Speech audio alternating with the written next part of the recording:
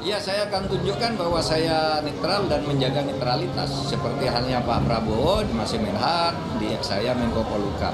Kita harus tunjukkan bahwa kita harus netral dan turut aturan dan ikut mengawal.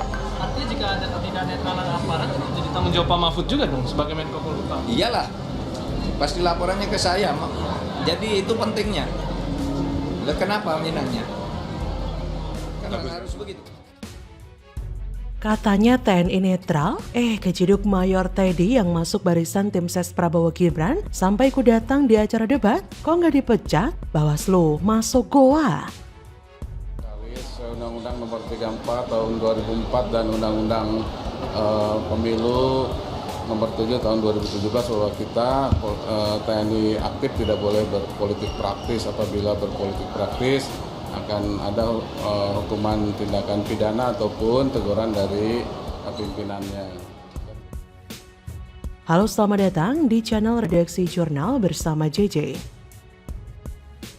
Ajudan Prabowo Subianto, Mayor Teddy Indrawijaya mendadak jadi sorotan saat dirinya menghadiri debat perdana Capres yang digelar Selasa 12 Desember silam.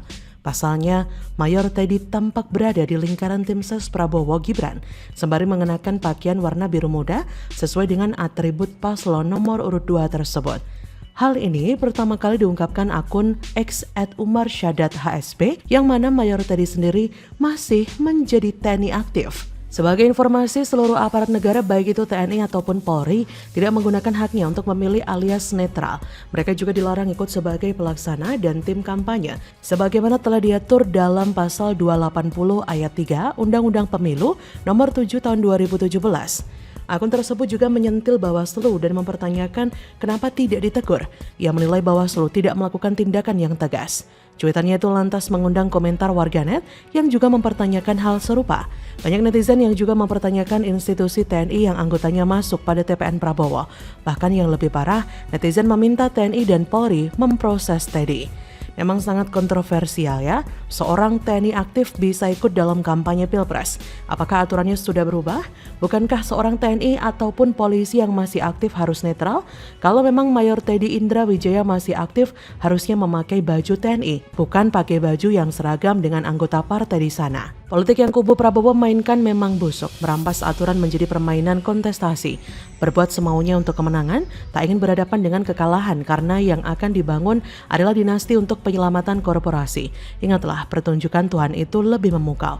Dalam aturan yang ada, anggota TNI dan Polri yang masih aktif dilarang terlibat dalam kampanye di pemilu dan Pilpres 2024. Larangan tersebut tertuang dalam pasal 280 ayat 3 Undang-Undang Pemilu. Jika terbukti terlibat, prajurit TNI Polri bisa dikenakan sanksi hukuman 1 tahun penjara dan bahkan denda 12 juta rupiah. Para peserta dan tim kampanye pemilu 2024 pun tidak boleh melibatkan anggota TNI Polri untuk kepentingan kampanye.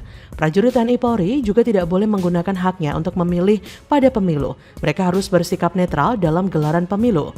Pasal 39 Undang-Undang TNI mengatur bahwa prajurit TNI dilarang untuk mengikuti semua kegiatan politik praktis.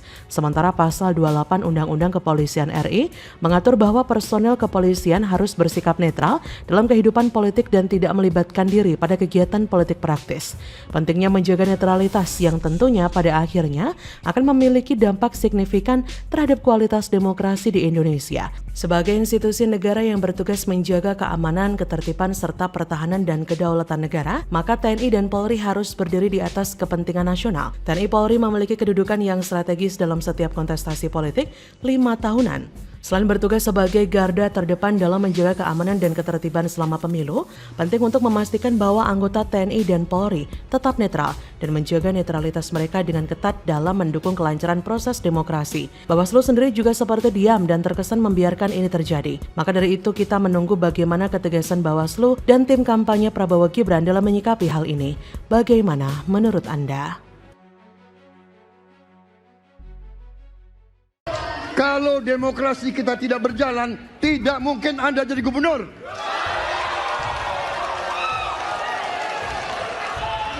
Kalau Jokowi diktator, Anda tidak mungkin jadi gubernur. Saya waktu itu oposisi, Mas Anies. Anda ke rumah saya, kita oposisi, Anda terpilih. Waktu habis, Bapak. Harap tenang, Bapak Prabowo. Baik, para pendukung, kami mohon untuk tenang, para pendukung. Para pendukung. Emosi Prabowo meledak-ledak tak terkontrol. Ogah cipika-cipiki dengan Ganjar dan Anies blunder parah. Dari ketiga calon presiden yang tentunya beradu ide, gagasan, dan juga program-program. Tentunya inilah akhir dari debat pertama Capres 2024. Katanya ada di rapat kabinet, ada capres yang menampar wamen, gitu kan. Ini di rapat kabinet, di tempat terhormat di mana pemerintah menempatkan orang-orang yang saya pikir intelektualitasnya tidak perlu diragukan lagi gitu, karena terus tiba-tiba katanya di dalam rapat itu ada penamparan yang dilakukan oleh seorang capres gitu kan. Tingginya angka pemilih bimbang itu sebenarnya bukan karena mereka bimbang. Mereka itu menyembunyikan pilihan mereka karena nggak mau diketahui oleh lembaga survei yang mereka anggap pertanyaannya itu sudah disetting untuk menaikkan suara Prabowo Gibran. Wah, tapi anggap sajalah kalau survei-survei itu benar, membahagiakan orang kan ada pahalanya. Halo, selamat datang di channel Redaksi Jurnal bersama JJ. Pegiat media sosial John Sitorus memberikan tanggapan soal debat Capres nomor urut 2 Prabowo Subianto Selasa 12 Desember 2023. Lewat akun Twitter pribadinya, John menyebut Prabowo lagi-lagi blunder. Prabowo diketahui menolak cipika-cipiki dengan Ganjar dan Anies Baswedan. Mungkin ini karena emosi dan ngambek dihajar terus-terusan selama debat berlangsung. Panggung debat malam itu menurut John benar-benar hanya milik Ganjar dan Anies. Bukti pertarungan gagasan sangat menentukan kualitas isi kepala. Bukan hanya Prabowo yang terlihat emosional, wakilnya Gibran Rakabuming Raka juga terlihat begitu emosional. Terlihat ketika Prabowo memojokkan Anies, Gibran langsung memberikan arahan dengan emosional kepada para supporternya untuk bersorak. Capresnya emosional, wakilnya belimbing sayur juga emosional. Jika mereka menjadi presiden nanti, bisa repot kalau dipimpin pemimpin yang suka emosional. Semua masalah akan diselesaikan secara emosi. Bahkan, budaya kekerasan untuk menyelesaikan masalah akan kembali terjadi. Nah, seperti diketahui, Cawapres nomor urut 2, Gibran Rakabuming Raka, tak kuasa menahan emosi ketika Capres Prabowo Subianto mampu menjawab pertanyaan dari Capres nomor urut 1, Anies Baswedan, terkait dengan putusan MK yang kontroversial. Puas mendengar jawaban Prabowo, Gibran sampai beranjak dari kursinya dan memancing pendukung Anies Baswedan Muhaimin untuk lebih bersorak-sorai. Nama Gibran begitu melekat dengan putusan MK karena dianggap memberikan karpet merah baginya untuk menjadi cawapres. Apalagi putusan soal batas usia capres-cawapres diketok oleh pamannya sendiri, Anwar Usman. Saat diberikan pertanyaan soal putusan MK, Prabowo menegaskan kalau dirinya tidak menegaskan rakyat tidak perlu memilih apabila memang enggan mendukung Prabowo Gibran. Kepada Anies, Prabowo menegaskan kalau dirinya tidak takut apabila tidak memiliki jabatan. Mendengar jawaban Prabowo, Gibran langsung berdiri, menggerakkan tangannya seolah memancing para pendukung Anies untuk lebih kencang dalam bersorak. Wajahnya terlihat begitu antusias seolah melepaskan emosi yang dipendam. Aksi Gibran memantik beragam komentar dari warganet di platform X. Menurut warganet, perilaku Cawapres Gibran seperti halnya anak kecil, benar-benar belum matang secara mental dan sangat belum dewasa. Gibran seperti tidak memiliki rasa malu, padahal dia menjadi cawapres akibat merubah dan mengakali konstitusi di KPK. Melakukan kesalahan tapi malah bangga dan bersorak-sorai. Etikanya sudah nggak ada lagi. Urat malu belimbing sayur sudah putus. Di sisi lain, yang dilakukan Prabowo yang emosian merupakan sesuatu yang sulit dipahami. Apa yang dilakukan Prabowo dengan menunjukkan sisi emosionalnya, seperti menunjukkan bahwa ia berusaha memposisikan dirinya sebagai penyanjung Presiden Jokowi, sekaligus pelindung bagi cawapresnya yang merupakan putra dari Presiden Jokowi, yaitu Gibran Rakabuming Raka.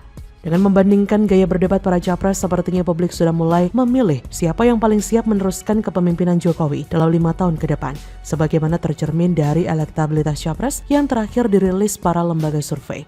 Pasangan Ganjar Mahfud barangkali menjadi pilihan paling wajar, namun dengan catatan bahwa mereka akan mengakomodasi usulan dan buah pikiran para kompetitor sebagaimana tergambar di acara debat capres tersebut. Gaya demokrasi yang ditunjukkan oleh Ganjar memperlihatkan bahwa kompetisi politik tidak akan menyurutkan kebersamaan para calon pemimpin bangsa. Bagaimana menurut Anda?